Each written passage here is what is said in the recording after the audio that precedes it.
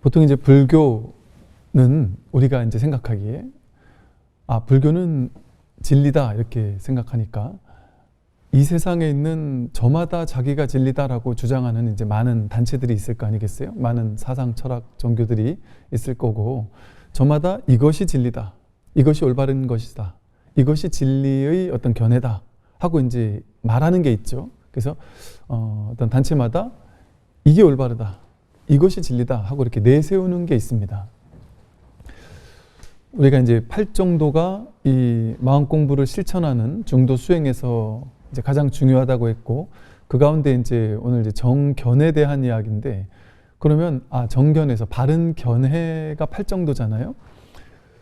그러면 보통 우리 생각하기에는 불교에서 말하는 가장 올바른 진리, 가장 올바른 견해는 무엇인가, 이걸 우리가 알 수 있겠구나 이렇게 싶어요.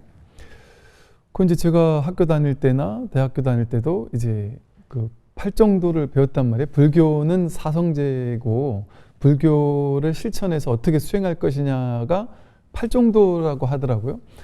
그러고 이제 팔정도 중엔 첫 번째 정견이 가장 중요하다 이래요.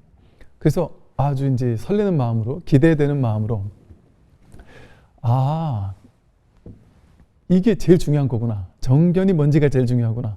그럼 이 정견이 뭔지를 알면 불교에서 가장 중요하다고 여기는 견해가 뭔지, 불교에서 내세우는 어떤 주의 주장이 뭔지 이런 걸 알 수 있겠다 하는 이제 기대감을 안고 공부를 했는데,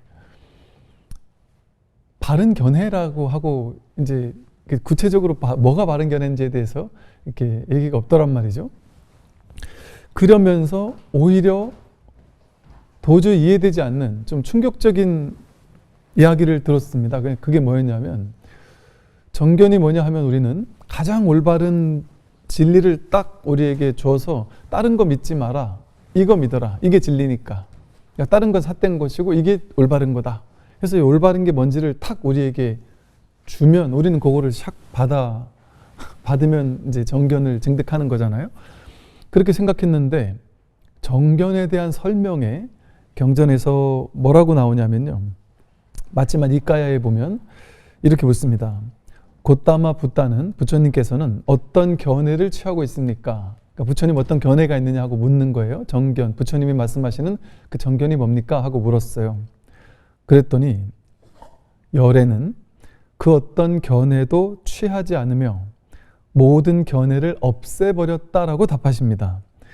나아가서 열애는 모든 견해, 모든 짐작, 모든 나라는 견해, 나의 것이라는 견해를 깨버렸고 떠났으며 멸해버렸고 없앴기에 그 어떤 사견도 생겨나지 않아 해탈을 얻었다, 이렇게 얘기하고 있어요. 즉 우리는 올바른 견해가 무엇인지를 탁 배우고 그걸 이제 받아지니면 수지 독송하고 받아지니면 그걸 통해 깨달을 줄 알았는데 거꾸로 말씀을 하신단 말이에요. 이걸 딱 이게 바른 견해니까 이걸 지녀라, 그러면 깨달을 것이다, 이렇게 얘기하는 게 아니라 나는 모든 견해를 없애버렸다, 모든 견해를 깨버렸고 떠났으며 멸해버렸고 없앴기 때문에 그 어떤 사견도 생겨나지 않아서 해탈을 얻었다. 즉 올바른 견해를 쥐고 나서 내가 부처가 된 게 아니고 그것을 깨뜨리고 없앴더니 부처가 됐단 말이죠. 놀라운 일이죠. 이게 이제 불교를 출세관이라고 한다 그랬어요. 다른 모든 가르침들은 이 세간에서 어떤 게 옳으냐 그르냐, 이 분별의 세간 속에서, 분별심의 구조 속에서 어느 게 더 옳으냐 그르냐, 이거를 이제 따져나가는 가르침이죠. 그러니까 세간에서는 이거보다는 저게 더 옳다, 저거보다는 저게 더 옳다, 이런 수많은 견해들이 있어요. 그런데 불교는 그 무수히 많은 견해들 중에 우리 견해가 최고야 라고 주장하는 종교가 아니라 그 모든 견해를 싹 쓸어버리는 게 불교란 말이죠. 불교에서 말하는 정견입니다. 견해라고 하는 것은 전부 다 분별에서 나왔단 말이죠. 분별심의 구조 속에서 나왔어요. 올바른 것이 있다라고 하려면, 예를 들어 이것은 올바른 것이다 이렇게 얘기하려면 올바르고 올바르지 않은 게 있어야 되겠죠. 선과 악이 정해져 있어야 되겠죠. 이것은 선이고 이것은 악이다라는 게 있으면 이것은 선이니까 이거는 갈고 닦아라. 이건 악이니까 이건 하지 마라. 이렇게 얘기를 하면 될 거 아니겠어요? 그런데 우리 정견에서 보면, 무분별지에서 보면 옳은 거, 그른 거가 정해져 있느냔 말이죠. 인연 따라 옳은 게 되기도 하고 인연 따라 그른 게 되기도 하죠. 똑같은 행위가 어떤 인연 속에서 했냐에 따라서 선이 되기도 하고 악이 되기도 한단 말이죠. 정해진 고정된 어떤 실체적인 진실 이런 게 없단 말이에요. 그래서 금강경에서도 무유정법, 정해진 바 어떤 법이라는 것이 있지 않다, 이렇게 설명을 하고 있어요. 이게 이제 우리가 이 불교를 공부하면서 가장 어떤 우리가 잘 뭐랄까 받아들여야 되는 부분이 바로 이 부분이에요. 보통 우리는 불교를 공부할 때도 일단 세간의 수많은 가르침을 공부하는 것과 같은 방식으로 공부를 합니다. 그러니까 불교 공부할 때 불교는 어떤 주장을 하고 있지? 어떤 견해지라는 걸 많이 채우고 많이 배우고 아르마리를 늘려가지고 불교를 깨닫게 될 거야. 불교를 내가 많이 알게 될 거야. 이런 식으로 불교 공부를 접근해서는 안 된다라는 얘기를 하는 거죠. 내가 내세우고 있는 모든 주의 주장은 전부 다 여기서 말하듯이 깨버리고 떠나고 멸해버리고 없앨 수 있어야만 열반에 이를 수 있다. 제가 몇 번 말씀드렸지만서도 불교의 모든 교리들은 연기법, 사성제, 삼법인 12연기, 오은 18개, 12연기 모든 교리가 전부 다 고정된 실체적인 자아가 있는 게 아니다. 정해진 법이 있는 게 아니다. 어떤 것도 내세워서 쥘 것이 없다라는 얘기를 하기 위한 가르침이죠. 공하다. 그런 거 없다. 이 소리잖아요. 무아. 그걸 주장할 만한 내가 따로 없다. 연기. 있다고 느껴지는 모든 것들은 다만 인연 따라 생겨나고 실체 없이 그냥 인과 연이 화합하면 있는 것처럼 잠시 드러났다가 사라질 뿐이지 어디도 실체적인 진실을 찾을 수가 없다. 다만 연기될 뿐이다. 그러니까 연기법이라는 뭘 쥘 게 있는 게 아니라 그렇기 때문에 어떤 것도 쥘 게 없다라는 얘기를 하고 있는 거예요. 그래서 이 불교에서는 그런 말 하죠. 허공에 발을 딛는다 이런 말을 쓰거든. 어디도 머물러서 내가 안주할 곳이 없어야 한다는 거예요. 그래서 불교를 무주법이라는 말로도 씁니다. 또 응무소주 이생기심이라고 해서 머무는 법 없이 마음을 내라고도 하죠. 무주법이라는 게 진리가 있으면 그 진리에 머물러야 될 거 아니에요. 진리를 탁 잡아서는 진리에 머물러야 되는데 어디에도 머무를 수 없기 때문에 무주, 머무를 수 없다. 마음을 내는데도 머무는 법 없이 마음을 내야 한다. 이거 어떤 것도 쥘 수가 없는 거죠. 이럴 때 정말 자유로워지는 거죠. 내가 쥘 게 있고 뭔가 내가 내세워야 될 게 있다면 그 기준이 생겨버려요. 그럼 그 기준이 생기면 그 기준에 따라서 옳고 그름을 나누게 되고 적과 악운을 나누게 되고 절대적인 옳은 진실이라고 하는 기준이 딱 서게 되면 기준과 어긋나는 사람은 틀린 게 되고 삿된 게 되겠죠. 이 기준대로 하면 선이고 기준대로 안 하면 악이 되겠죠. 그러면 내 종교, 이 선을 닦는 종교는 선이고 이걸 닦지 못하는 종교나 이러면 악이 될 수 있어요. 그러면 종교라는 이름으로 이 기준에 맞게 행동하는 사람은 내 편, 맞게 행동하지 않으면 나쁜 사람이라고 해서 심지어 이 선악을 나누는 개념이 너무 강해졌을 때 종교 전쟁 같은 게 일어날 수도 있는 거죠. 이건 진리니까 우리는 살려야 되고 저 사람들은 없애야 된다. 이럴 수도 있단 말이죠. 그래서 어떤 종교적인 옳다 그르다라는 그 이분법적인 그런 견해, 그 중에 가장 올바른 견해를 정견이라고 하지 않는단 말이죠. 그 어떤 견해도 다 없애버리고 떠나고 깨뜨리고 멸해버리는 것. 그러면 그 어떤 사견도 생겨나지 않겠죠. 그러니까 여기서 이제 우리가 힌트를 얻을 수 있는 것이요. 우리가 괴로워하는 것은 괴로움은 어디서 생겨나느냐? 견해에서 생겨납니다. 자기가 내세우는 견해가 있을 때, 옳다고 생각하는 삶의 방식을 쥐고 있을 때, 그때 괴로움이 생겨요. 옳다고 생각하는 것이 정말로 옳아도 이것만이 정말 너무 옳아라고 해서 과도하게 집착하고 그 옳다는 견해에 고집하고 집착해서 이거를 강요하려고 하게 됐을 때 그건 상대방에게 폭력이 될 수가 있고, 그거는 사실은 나는 옳은 줄 알았는데 옳지 못한 거였죠.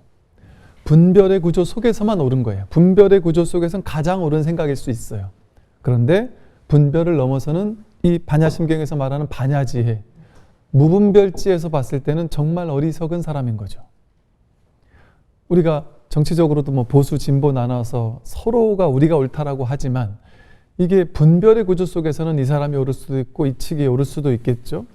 근데 무분별지라는 반야지혜로 봤을 때는 누가 더 옳으냐 가지고 싸우는 것, 이거 결론이 나지 않는단 말이죠. 진정한 반야지혜에서만 올바른 참된 지혜를 우리가 볼 수 있는 거죠. 그럼 이처럼 그럼 아무리 옳은 기준이라 할지라도 그 기준 때문에 자신도 괴롭고 남도 괴롭히죠. 그러면 그것이 절대적으로 옳은 것이냐? 그 기준이. 분별로 옳은 것은 상대적으로 옳은 것일 뿐이지 절대적으로 옳다라고도 할 수 없어요. 그러니까 이 반야심경에서 또 이 사성제 8정도에서 말하는 이 가장 중요한 정견은 가장 옳은 견해가 아닌 거예요. 가장 옳은 견해는 이거다라고 여기서 딱 주장을 했었으면은 아까 그 거사님과도 같이 옳은 견해가 생겨놓으니까 그것과 맞지 않는 사람과 싸워야 되고 괴로움이 생겨났을 거예요. 실제 우리 삶의 모든 괴로움은 정견을 지키지 못한 데서 오는 거예요. 정견에 대한 지혜, 안목이 없는 데서 괴로움이 옵니다. 여러분 자신을 한번 돌아보세요. 내가 내 인생의 괴로운 것들을 한번 쭉 적어보란 말이죠. 적어보면 적혀져 있는 난 이것 때문에 괴로워, 이것 때문에 괴로워 하고 적어놨던 모든 글 이면을 가만히 살펴보면 거긴 특정한 견해들이 있어요. 내가 옳다고 여기는 견해. 예를 들어 어떤 분이 나는 반드시 진급을 해야 돼. 왜 이건 가장 옳은 거야? 왜? 이래야 내 자식들, 가족을 돌볼 수 있으니까. 내가 나가서 이만한 월급을 받을 수 없으니까 난 여기 버티고 있는 게 가장 옳은 거야. 그래서 어떤 일이 있어도 진급을 해야 돼. 이렇게 고집하고 있다고 보잔 말이죠. 근데 그게 내 뜻대로 안 되잖아요. 되는 게 아니잖아요. 그런데도 그 고집을 믿으면, 그 생각을, 견해를 믿으면 나는 어떤 일이 있어도 여기서 남아야 되니까 이게 절대 진실인 것처럼 느껴지니까 이걸 내가 어떻게 막 애써서 통제하려고 변화시킬 수 있을 거라는 생각을 가지고 집착을 하게 되죠. 진급의 탐욕을 부리게 되고 내 뜻대로 안 됐을 때 성냄, 화가 일어나게 되죠. 근데 그 생각 자체가 어리석음 치심이었단 말이죠. 알 수 없거든요. 알 수 없거든요. 이 바른 견해라는 건 견해가 없는 견해예요. 어떤 특정한 견해가 절대 진실이라는 생각이 내려놓아지는 거니까 옳고 그름에 대한 기준이 무너지는 거죠. 그러니까 모를 뿐이 된단 말이죠. 모를 뿐. 그러니까 이 바른 견해는 모를 뿐의 견해예요. 그러니까 많이 아는 견해가 아니라 이 모를 때 지혜로워집니다. 사람은. 알 때 지혜로워지는 게 아니라 알면 내가 아는 바대로 내 삶을 바꿔나가야 된다라는 고집을 부려요. 그런데 모르게 되면 어떤 일이 벌어지냐면 안다고 느낄 때는 내가 진급하는 것만이 최선이야 라고 생각했는데 모른다 할 때는 그냥 내맡겨요. 난 어차피 모르니까. 그런데 나는 모르는데 이거 뭐하라고 하잖아요. 나는 모르는데 청목보리, 제법 실상이라고 하듯이 삶이 곧 진실이라고 한단 말이죠. 삶이 통째로 연기법으로 이루어지고 있잖아요. 삶이 연기법으로 이루어지고 있는 이 현실 세계, 내가 진급을 하고 말고 이 현실 세계 자체가 정교한 인연 따라 중중무진 연기에 따라서 벌어지는 법이 드러난 세계잖아요.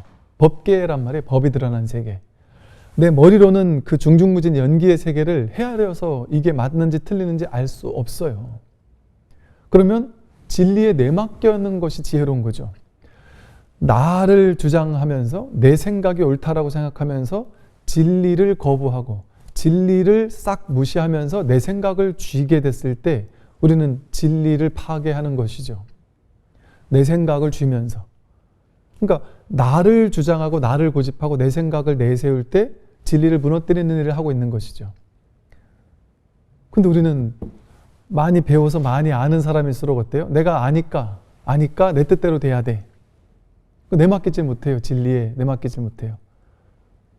그러니까 내 뜻대로 안 될 때 괴롭고, 내 뜻대로 안 될 때 과도한 탐심을 일으켜서 사람들을 내 뜻대로 움직이려고 하고, 조종하려고 하고, 통제하려고 하고, 그 통제가 안 먹힐 때 막 화를 내고 막 분노하면서 한단 말이죠. 그 탐심과 진심이 바로 치심이라 그랬잖아요. 그래서 보세요. 팔 정도를 닦으면 뭐가 되느냐 하면, 앞에서도 나왔어요. 팔 정도를 닦으면 탐진치 삼독이 소멸된다. 그래서 열반 해탈을 얻는다. 이렇게 됐단 말이죠. 팔 정도는 곧 탐진치 삼독을 소멸시켜요. 정견에서 바로 탐진치 삼독이 소멸되잖아요. 정견만 바르게 우리가 닦을 수 있으면 탐진치 삼독이 생겨나지가 않는다. 근데 탐진치 삼독이 생겨나는 이유는 사견을 쥐고 있기 때문에, 여기서 말하듯이 그 어떤 사견도 생겨나지 않았을 때 해탈에 이르는데 사견을 쥐고 있으니까. 그런데 우리는 그것이 사견인 줄 모르고 쥐고 있어요. 왜냐하면 내 생각이 옳으니까. 나쁘게 사는 것보다 착하게 사는 게 옳잖아요. 그걸 옳다라고 고집한단 말이죠. 내가 생각하는 옳은 것을 옳다고 고집하는 그 생각이 사견인 줄 모르고, 그걸 고집하는 사람들은 다 왜 고집하겠어요? 옳으니까. 옳다라는 명분 아래에 그 옳다라는 것을 아주 뭐랄까 폭력적으로 휘두르고 있죠. 사람들에게 강요하고 있고. 그런데 그것은 자기를 괴롭히는 거예요. 그래서 신기하게도 부처님은 이 정견이 있는 분이다 보니까 과도한 사견은 삿된 견해가 사견이 아니에요. 견해를 취하고 있는 게 있으면 다 사견이에요. 옳은 견해도 사견이에요. 이 정견에서 말하는 것은 옳은 견해와 그른 견해가 다 사견이에요. 좋은 거 나쁜 게 다 사견이에요. 맞고 틀린 게 다 사견이에요. 이 두 양극단을 벗어난 것, 그렇게 중도 아니에요. 양극단이 없는 게 중도고, 이 중도적인 견해가 팔 정도의 정견이거든요. 그러니까 틀린 것을 버리려고 애쓰는 것도, 틀렸다라고 고집해서 그걸 없애야 돼라고 애쓰는 것도 사견인데, 옳은 것을, 누가 봐도 옳은 것을 옳다라고 과도하게 집착하는 것도 사견이란 말이에요. 그러니까 이 세상에 공부하는 불교는 좀 안 맞아 떨어지는 것처럼 느껴진단 말이에요. 세상 공부에서는 이해가 안 되잖아요. 이런 어떤 구조가. 분별로 이해가 안 되는 거니까. 그래서 불교에서 말하는 팔정도의 첫 번째 정견이라는 것은 옳은 견해가 아니라 옳다거나 그르다라고 하는 분별의 구조가 끊어진, 분별심이 없는, 그래서 옳은 것을 취하지도 않고 틀린 것을 밀쳐내서 버리려고 하지도 않는 취사 간택심이 사라지고 분별심이 놓여진, 그래서 양극단에 치우친 견해가 없는, 어떤 견해에도 취착하지 않는, 그래서 자기만의 어떤 기준이 없어진, 기준이 무너져 버리는 거예요. 그래 됐을 때 여기서 말하는 그 어떤 사견도 생겨나지 않아 해탈을 얻습니다. 뭐가 해탈일까요? 내가 과도하게 고집하지 않으면 해탈이에요. 이게 진짜 정견이 바로 해탈이에요. 고집하는 게 없으면 어떻게 될까요? 지금 이렇게 펼쳐지고 있는 이 이대로의 삶에 대해서 뭐랄까 토를 달지 않아요. 이 삶에 대해서 내가 이건 맞아, 이건 틀려라고 판단 분별하지 않아요. 나는 반드시 이렇게 돼야 되거나 반드시 저래야 되겠다는 생각이 없어요. 그런데 아무 생각도 없는 바보가 되는 건 아니에요. 여기서 말하는 건 견해가 없다라는 것은 진짜 견해가 없는 게 아니라 하되 함이 없이 하는 걸 말하는 거예요. 견해는 다 있어요. 다 있는데 그 견해에 대한 과도한 고집, 집착만 없는 거예요. 옳다는 생각도 있고 틀리다는 생각도 있어요. 근데 이건 인연 따라 옳고 인연 따라 틀린 걸 아니까 인연 따라 생겨난 것은 공하다라는 거, 무하라는 거, 쥐일 수 없다라는 걸 안단 말이죠. 그러니까 인연 따라 생긴 것일 뿐이지 고집할 만한 건 아니라는 어떤 정견의 지혜에 바탕되어 있는 거죠. 그러니까 옳다고 할 수도 있고 그러다고도 할 수 있어요. 이 정견이 있는 사람은 아무 생각도 없는 사람이 아니란 말이죠. 뭐 자기 생각을 주장할 수도 있어요. 정치적 견해가 있을 수도 있겠죠. 견해가 아예 없는 게 아니에요. 누구보다 더 바른 견해가 있겠죠. 그런데 그게 사견이 되지 않고 정견이 되는 이유는 뭐냐? 아무리 옳은 견해라고 해도 내가 그 견해를 말하긴 하지만 그 견해에 과도하게 집착해서 절대적으로 이것만 맞아라고 하지 않는다.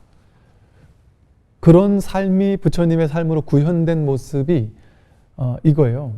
석가모니 부처님께서는 항상 부처님의 일대기나 이런 걸 보면 항상 옳은 것을 말한단 말이에요. 이렇게 해라, 저렇게 해라, 이건 하지 마라, 이건 해라, 이렇게 얘기한단 말이죠. 그런데 아무리 옳은 것도 부처님이 생각한 게 옳을 거 아니겠어요. 근데 아무리 옳은 것도 한 번 하지 마라, 두 번 하지 마라, 세 번 하지 마라, 한 서너 번 하지 말라고 얘기했는데 여전히 고집을 하면 알겠다 하고 냅둔단 말이죠. 한 서너 번 얘기하다가 안 되면 냅둔단 말이에요. 그 코살라국에서 심지어 석가족을 멸망시키려고 전쟁을 일으킬 때도 3번인가 4번을 가서 막았죠. 근데 그 다음엔 안 막았어요. 심지어 그것조차. 이거는 막는 게 옳다라고 우리가 봤을 때는 믿기 쉽지만 그걸 막지 않았단 말이죠.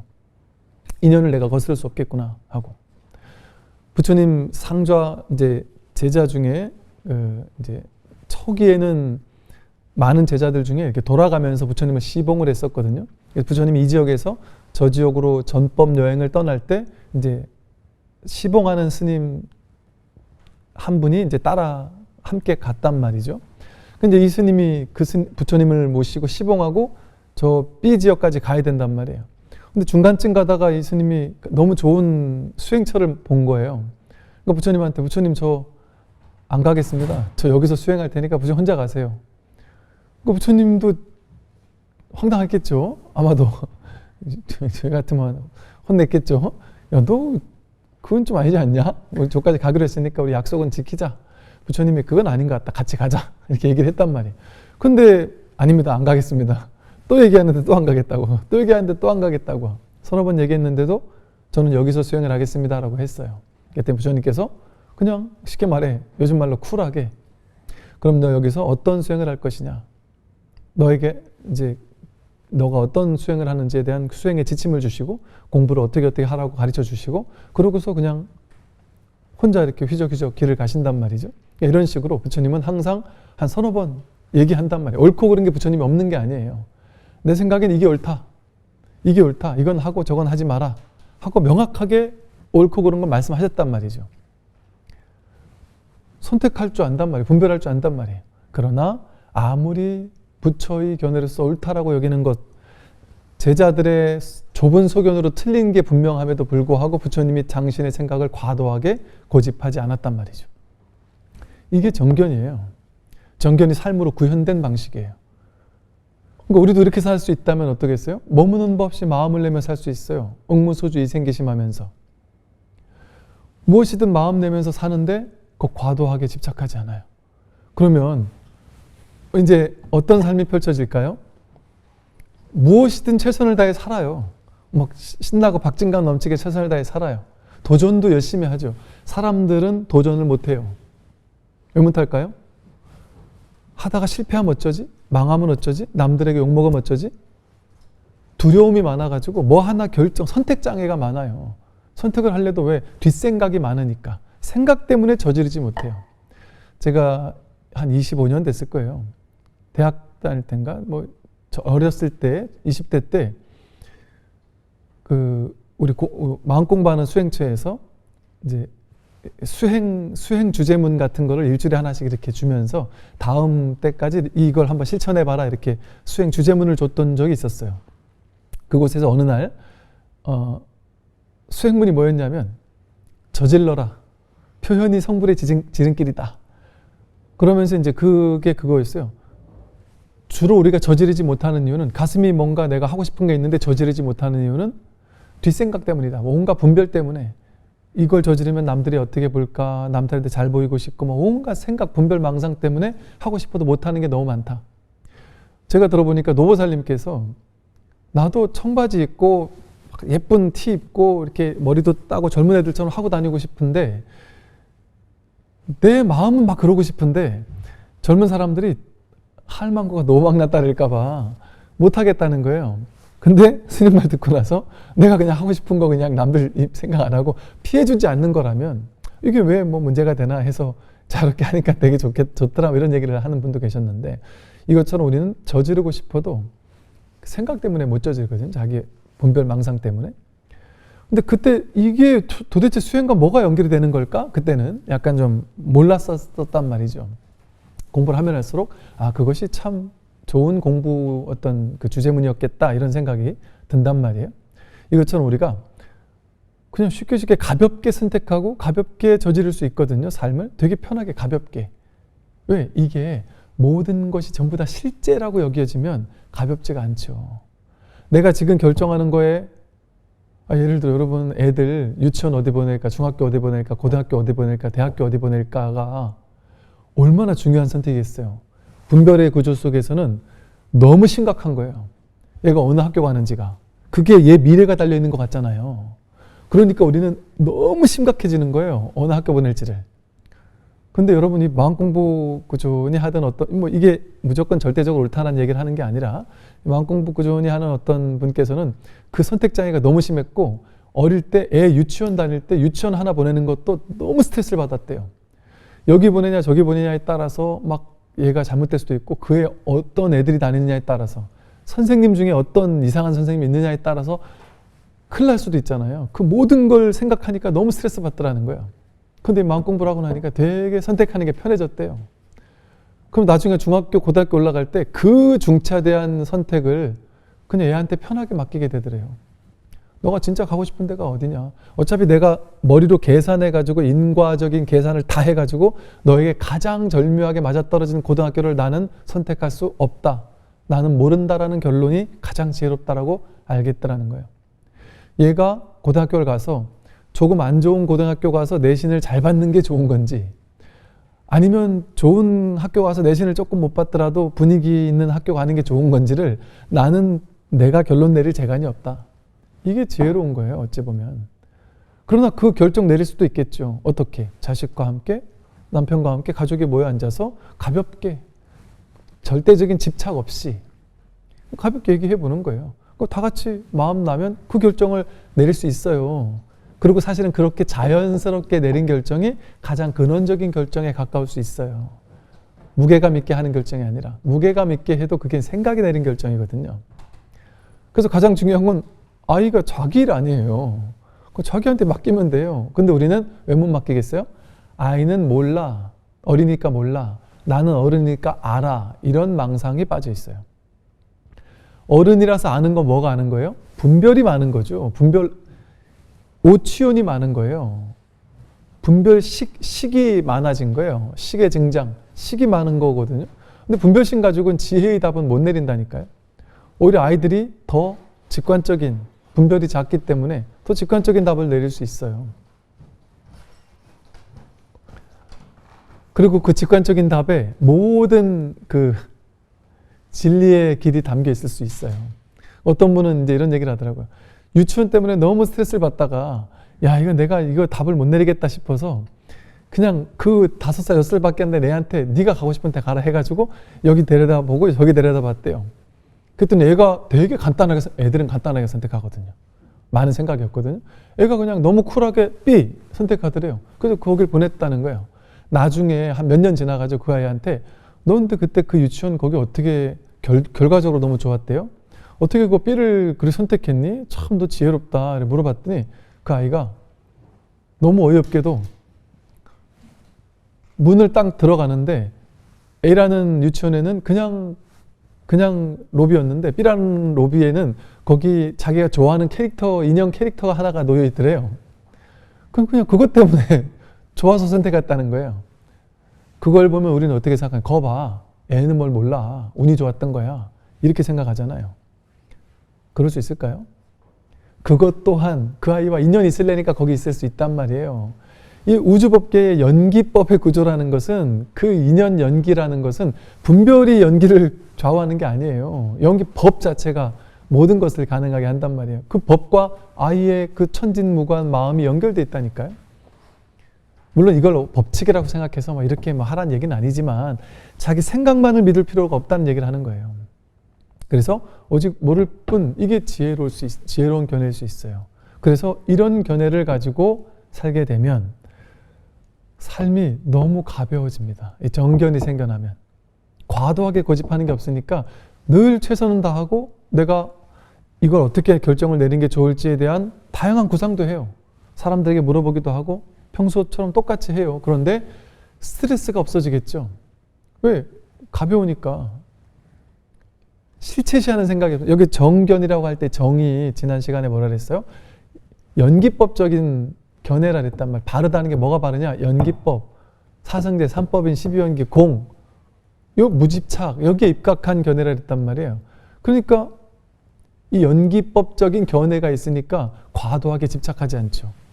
인연 따라 생겨나고 인연 따라 사라지는 거니까 실체성을 부여하지 않는단 말이에요. 이 세상을 실제라고 여기면 얼마나 심각해요. 내가 애 학교 하나 보내는 게 너무 스트레스 받을 거 아니에요. 여러분 회사 갈 때 어느 회사를 갈지 A, B를 다 동시에 합격했을 때 어딜 가야 될지 머리로 알 수 있냔 말이에요. 절대 모르죠. 절대 모르지 않겠어요? 모든 조건이 A가 다 누가 봐도 A가 좋은데 A라는 회사 들어가자마자 한 달도 안 돼서 뛰쳐나올 수도 있어요. 모든 게 완벽하게 다 좋은데 내 직장 상사 한 놈이 나를 죽을 것처럼 괴롭힐 수도 있단 말이야. 요즘 MZ세대들은 그런 거 하나로 그냥 뛰쳐나오기도 해요. 너 과도한 부조리가 있을 때 아무리 좋은 직장도 그만두고 나오기도 한단 말이에요. 그러니까 알 수 없어요. 생각으로 그걸 결론 내릴 수 있다라는 생각 자체가 얼마나 오만한 일입니까? 그 직장에 대한 연구를 하는 교수님들 100명을 찾아가서 물어본다고 거기 답이 있을까요? 분별로는 답이 낼 수가 없어요.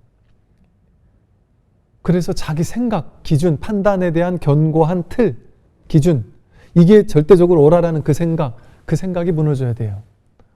그냥 무너져야 돼요가 아니에요. 부처님이 강조를 4번이나 했어요. 어떻게?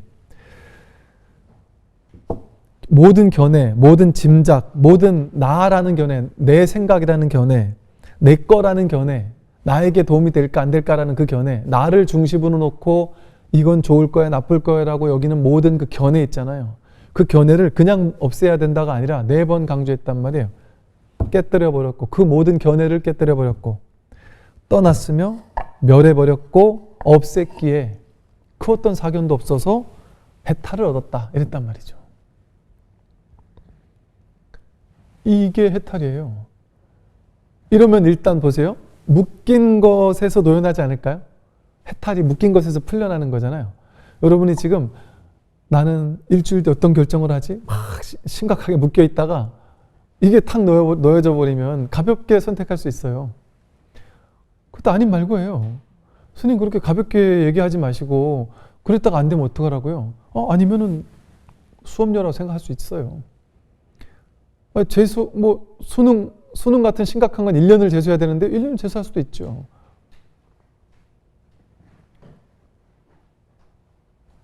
그걸 그 모든 일들을 머리로 분별한다고 해서 완벽하게 가지지 않잖아요. 완벽하게 가지지 않아요. 그러니까 삶에 어떤 일이 오더라도 내맡기면 이건 정답이고 저건 오답이가 없잖아요. 이건 옳은 거고 저건 틀린 거라는 게 없잖아요. 알 수 없을 뿐이란 말이죠. 삶은 원래 본래가 혼돈이거든요. 불확실이거든요. 무상해요. 알 수 없어요. 그러니까 내맡기는 거예요. 그러면 여기서 자유가 옵니다. 내 뜻대로 통제하려고 애쓰다가 그게 착착착 내가 원하는 대로 삶이 펼쳐질 때 자유로운 게 아니고 그때 힘 있는 사람이 아니라 그 사람은 반드시 실패할 때가 있어요. 승승장구 내 뜻대로 해도 반드시 무너질 때가 있단 말이에요. 늙고 싶지 않은데 늙고요. 병들고 싶지 않은데 병들 때가 있어요.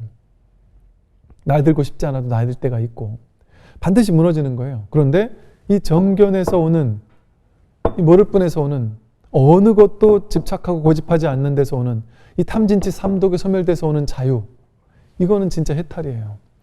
그래서 최선을 다하는데 결과에 대한 집착은 없으니까 그냥 열심히 할 뿐, 끝. 뭐가 오는 거에는 막 크게 신경 안 쓴단 말이에요. 물론 기대하겠죠. 그럼 기대한 대로 안 됐다? 그러면 어떤 거예요? 기대하는 대로 됐다 이러면 내 생각과 맞았네. 열심히 하면 되는 거예요. 나는 A를 원했는데 B가 됐어요. 내가 모르는 뭔가가 있었나 보구나.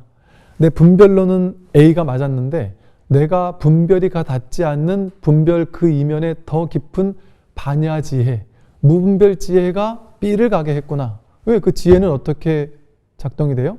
삶으로서 드러나니까. 그 삶이 B를 가게 됐다면 이거는 내 뜻대로 안 됐네 하고 좌절할 게 아니라 내 뜻대로 안 됐구나 하고 좌절할 게 아니라 부처님 법대로 됐구나. 무분별지대로 됐구나. 반야지혜로 됐구나. 이게 왜 이렇게 됐는지를 알려고 머리 굴릴 필요가 없단 말이에요. 모를 뿐 알려고 할 수 없어요. 알 수도 없어요. 왜 그러는지. 영원히 모를 수도 있어요. 전생에 어떤 업이 소멸되려고 그럴 수도 있단 말이에요. 예를 들어. 어떻게 알 수 있어요? 중중무진 연기를. 알려고 하는 게 어리석음이거든요. 그래서 그렇게 내맡기고 나면 삶이 어떻게 펼쳐져도 오케이. 완전히 자유롭게 내맡기게 돼요. 그 편안해지겠죠? 그러니까 과도한 고집이 없으니까 그러니까 스님들이 보통 대부분 스님들이 공부 좀 이렇게 많이 하시고 하는 스님들이 다들 그러세요. 뭐 인터뷰 같은 거 하면서 스님 마지막으로 앞으로의 계획을 알려주십시오. 이러면 대부분 스님들은 그러시잖아요. 따로 계획은 없고 뭐 그냥 인연 따라 산다. 그리고 그러나 이제 또 계획을 얘기하시는 분들도 그래요. 나는 뭐 이렇게 하고 싶기는 하다. 근데 뭐 그거는 뭐 또 인연 돼봐야 아는 거고 인연 가는 대로. 그래서 옛날 선사 스님들 어록에 보면 다들 어떻게 나오냐면 인연에 내맡겨 흐른다 이래요. 그게 금강경에서 말하는 흐름에 든 자 이런단 말이에요. 첫 번째 계위가 흐름에 든 자. 흐름을 삶의 흐름을 탁 타고서 내맡기게 되는 거예요. 그러니까 이 흐름에 들게 되면 흐름 따라가니까 강물에 흐를 때 부처님이 뭐라 그러셨냐면 강물이 이렇게 지나갈 때 그 마른 통나무가 강물 위에 이렇게 떠가듯이 인생을 살아라 했어요. 근데 사람들은 이게 떠가는 흐름에 내맡기고 떠가는데 얘는 생각을 가지고 나는 왼쪽으로 가면 안 되고 두 갈래길이 나오면 오른쪽으로 가야 돼 하고 집착하고 근데 왼쪽으로 가는데 어떻게 해요? 근데 오른쪽으로 가야 돼 하고 집착하니까 지는 괴롭단 말이에요. 근데 내맡기고 떠가면 스트레스 받을 게 없어요. 이미 지나온 길인데 나는 어제가 좋았어 하고 과거가 좋았어 하고 젊을 때가 좋았어 하고 흐름을 거슬러 오려고 하는 생각을 일으키니까 괴롭잖아요. 거스를 수도 없는데. 그러니까 내맡기고 흐름에 든 자가 된단 말이죠. 그러면 삶이 얼마나 가볍겠어요. 자식들 반드시 이 대학 가야 돼 이 생각이 없어요. 행복하게 순간순간 행복한 게 가장 중요한 거예요. 그리고 그 아이에게 진심으로 물어보게 돼요. 내 뜻을 따르라고 막 강요하지 않고. 왜? 나도 부처 너도 부처니까 여러분이 법의 자리에서는 무분별지는 똑같이 완벽하게 원만구족이에요. 아이도 유치원생이 아니라 1살 아기도 이 무분별지는 원만구족이라니까요. 무분별지는 모두가 원만구족이에요. 그러니까 이 무분별지를 물어보는 거예요. 우리가 아이들에게 질문을 던지는 것은. 그러니까 아이들을 키울 때 가장 중요한 게 아이들한테 질문하는 거예요. 이게 지혜와 연결이 돼 있어요. 왜냐하면 보통 그림을 그리는데 아이가 그림을 그리는데 너 이거 왜 파란색 그렸어? 이거 파란색으로 하면 안 돼 이거. 이거는 빨간색으로 해야 되는 거야. 이렇게 가르치려고 하잖아요. 가르치려고 하는 건 너는 모르지 난 알아. 그러니까 너는 분별지만 보는 거예요. 분별지는 얘는 모르잖아요. 나는 분별지가 알잖아요. 그러니까 분별지만 따라가면 이렇게 하면 안 되고 이렇게 해 하고 가르친단 말이에요. 근데 무분별지를 그 아이에게도 드러내고 나도 드러내려면 어떻게 해야 되느냐? 질문을 해야 돼요. 질문한다는 건 뭐냐면 너는 모르지 하고 무시하는 게 아니에요. 너도 부처고 나도 부처야. 너도 무분별지는 원만구족이고 나도 무분별지는 원만구족이야. 그러니까 너라는 부처는 왜 파란색으로 그렸니? 하고 그냥 단순히 호기심으로 물어보는 거예요. 내가 모르는 뭔가를 이 아이는 이렇게 그려내고 있구나. 그게 궁금한 거죠. 그냥 진심으로 궁금한 거죠. 그거 왜 그렸니? 그럼 그 아이 나름대로의 세계를 이야기해요. 아 그렇구나. 엄마는 그런 생각을 해보지도 못했는데 와 너라는 부처는 이렇게 그림을 그리고 있구나 하고 찬탄할 수 있게 된단 말이죠.